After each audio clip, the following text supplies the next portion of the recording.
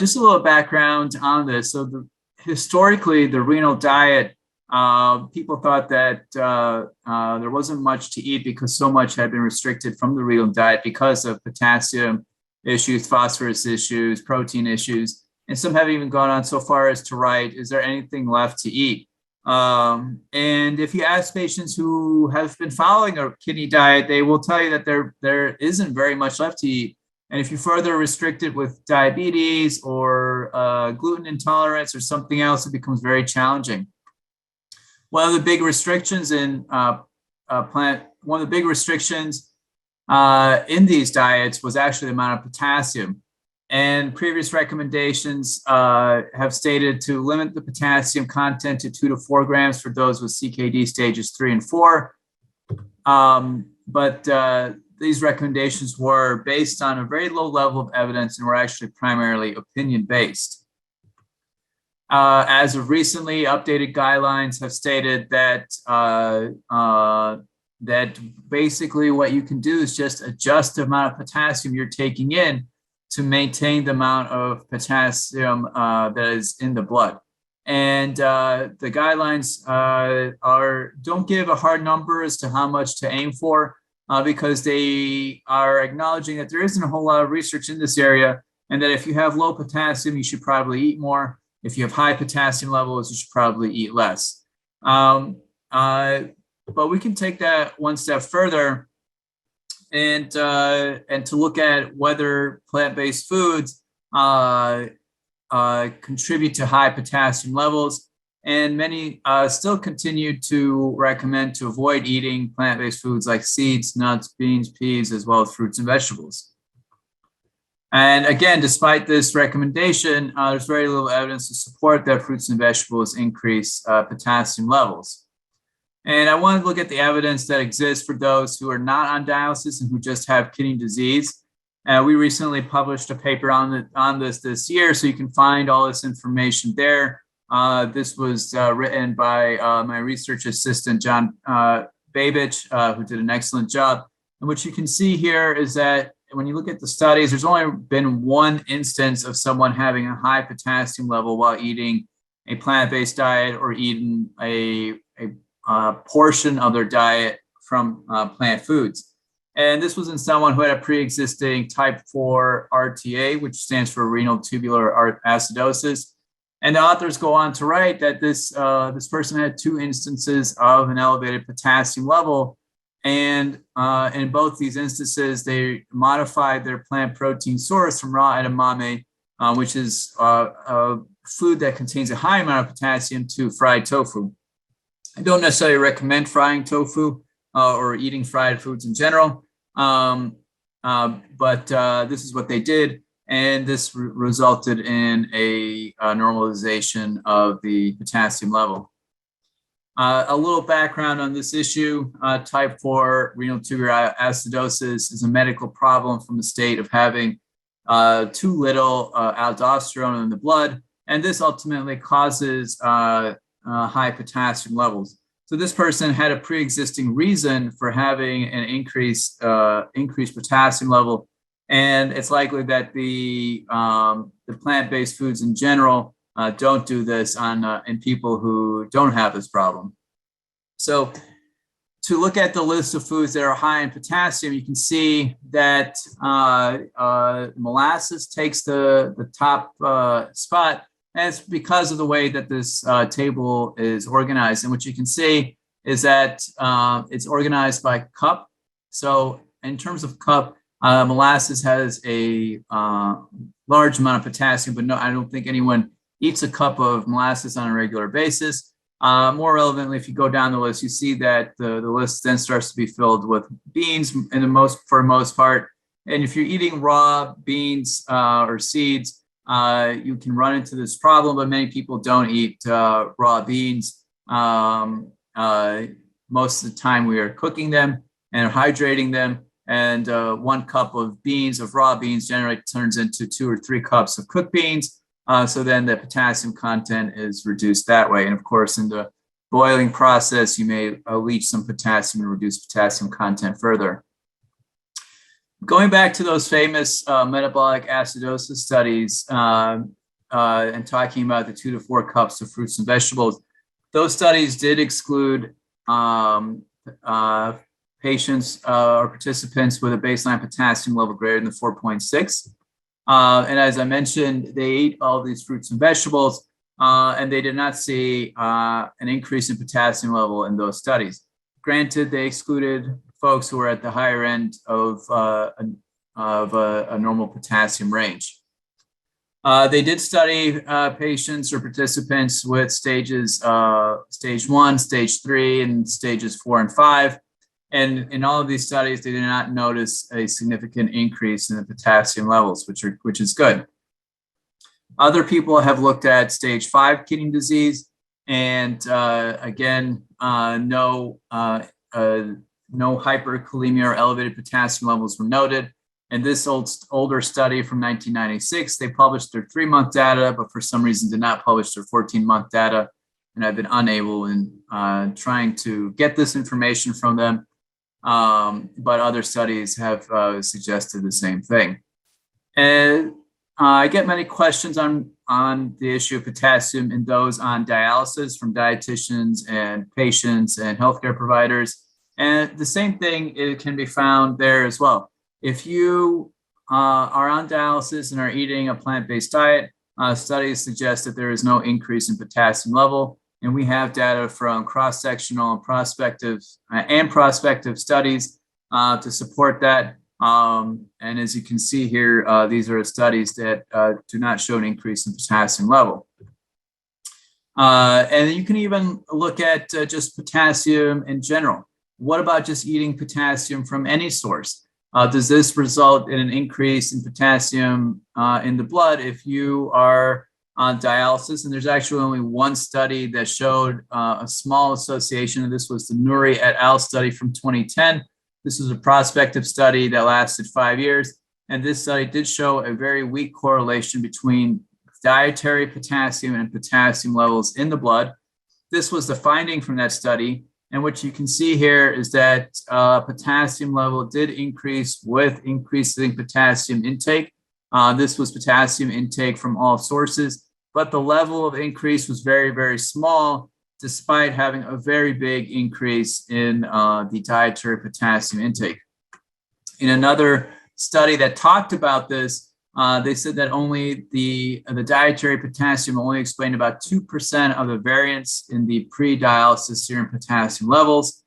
Another way to put it is that even though the dietary potassium intake went from a low of 500 to a high of 4,500, which is a 9-fold increase, serum potassium only went up 0.4 milliequivalents per liter. So again, a very small increase in this one study for a very large increase in potassium intake, whereas the other studies have not shown an increase in potassium, whether you look at it from plant-based diets or all sources of potassium being consumed. So all of this is reassuring. And then this is another study that looked at dietary potassium and serum potassium. This is a balance-wise study, and there is no association, just looking at the scatter plot of the data.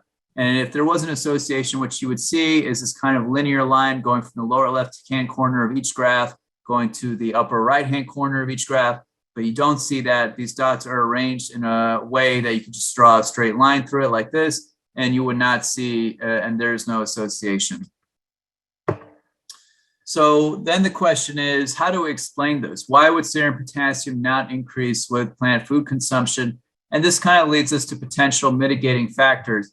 And this is kind of the fun and exciting part about plant-based diets and kidney disease, is that there are perhaps some other aspects to plant foods that are beneficial in this regard. So fiber leads to larger and more frequent bowel movements. And this is important because as you have more bowel movements and larger bowel movements, this leads to more potassium loss.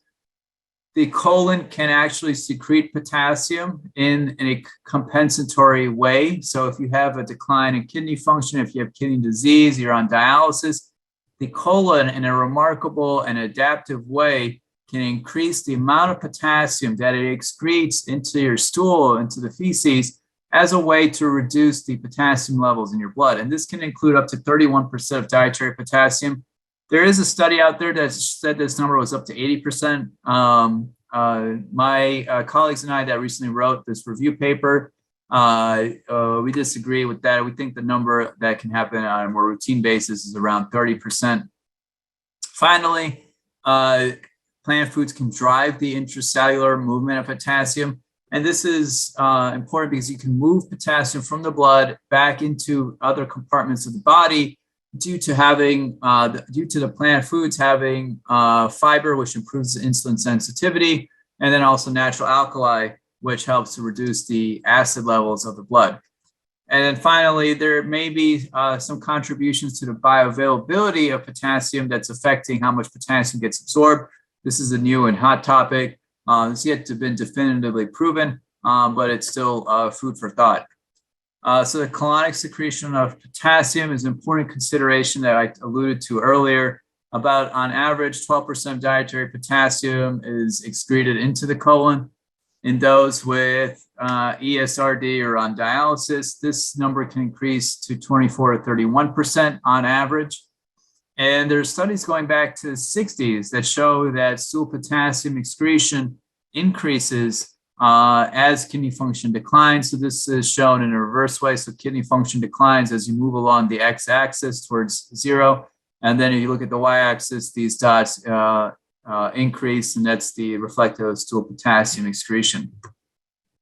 The two other findings from those series of studies, it showed that stool potassium increases with increasing stool weight, which makes sense, and then also increases with increasing potassium intake, which is also interesting, and that's probably reflective of potassium being associated with fiber or some other mechanism that helps increase its excretion in the stool. More recently, studies have shown similar findings. Potassium is secreted in the colon, and this increases in those who have kidney problems. This is net colonic secretion of potassium in those with normal kidney function and those who have kidney problems.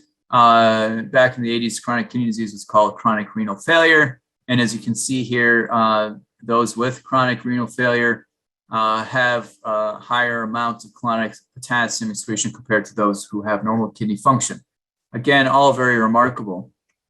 More recent studies have shown that this is mediated by channels within the colon. These are called these high conductance BK apical potassium channels in the surface of the colon. There's these epithelial cells that have these channels. And basically what happens is that they excrete more potassium in those with kidney disease. This is a visual analog score of these channels. This is someone who has no kidney problems. And as you can see, that's a reference range. And those who have kidney problems have an increase in these channels to help increase the excretion of potassium in the colon. So this kind of leads us to the discussion of potassium in poop. And of course, there is potassium in fecal content. And if you are constipated, that potassium does move into the colon, but then it's not excreted from the body. So you would have potassium going into your colon, but then it wouldn't continue to move into the colon because that stool burden isn't being eliminated on a regular or frequent basis. On the contrary, those with diarrhea have moderate to high losses of potassium per day, which is why we see patients who get admitted with diarrhea or come to the emergency room with diarrhea from food poisoning or some other reason often have low potassium levels because they're losing so much potassium in their stool. Plant-based foods are high in fiber, which can increase the amount of increase the bowel size and frequency, and this facilitates potassium excretion. About 53% of patients on dialysis, unfortunately, have constipation, so they can't regularly take advantage of this natural mechanism to increase their potassium excretion, which is important in those on dialysis. A word about fiber. So fiber does increase potassium excretion in the stool. And this is someone who was not on dialysis. This person was close to being on dialysis.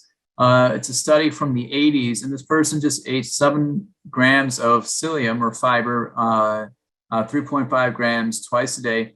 And this led to a 32% increase in potassium excretion after 11 weeks, which is an enormous increase in potassium excretion just for a very small amount of additional fiber. 7 grams of fiber isn't even what's recommended for someone in a day. It's a third to a fourth of the amount of fiber that's recommended on a daily basis. So a very small addition of fiber per day can lead to a substantial increase in the amount of potassium being excreted. Granted, this was one study from one person, but certainly food for thought. The bioavailability of potassium is a recent consideration. It's similar in thought process to the issue of phosphorus in plant foods. Some people think that the presence of cell walls in plant foods helps prevent the absorption of all the potassium in plant foods, whereas animal foods do not have cell walls. And there's a variety of studies to suggest this. This study done by Naismith was a 10-day crossover feeding trial of 11 volunteers. And they basically looked to see how much potassium could they recover in people eating a high bioaccessible or high bioavailable diet, which included a lot of animal foods and fruit juices, and compared to a low bioaccessible diet, which included a lot of unprocessed plant foods. And what they concluded was that the bioavailability of animal foods and fruit juices in terms of potassium was about 96%, but in unprocessed plant foods, it was little more than 60%. And it's interesting that they write a little more than 60%, was because when I went back to look at other studies that have looked at this, I got a very similar number. The only study that stuck as an outlier was the study on potatoes, which gave a number of 94% and is at odds with the rest of the literature. I only provided to provide a complete picture of the evidence out there, so that we still have to figure out why this is for potatoes. But the remainder of the studies have looked at bioavailability of potassium from plant foods. One of them is the DASH trial. That bioavailability number of potassium is in the mid 60s or a little bit more than 60%. For standard American diet, it's about 87%. For those on the DASH diet or eating a mixture or a portion of the DASH diet, it's 67%. So you get a number that's in the mid 60s in terms of potassium bioavailability. And that may be due to the cell wall issue, maybe due to fiber or something else, but that number is recurrent in the literature. And as I mentioned earlier, there are 2 types of 2 DASH studies. The first DASH study did not look at sodium restriction, but the second DASH study did. The second DASH study showed that the bioavailability of potassium in those foods was again somewhere in the mid 60s, 62, 68, 68% on the DASH diet. And again, the DASH diet was studied in those with kidney disease. It was a small study. And in this study, again, they found the bioavailability of potassium was 61%. So it's not unreasonable to estimate that the potassium in plant foods is about 60 to 70% bioavailable based on these studies.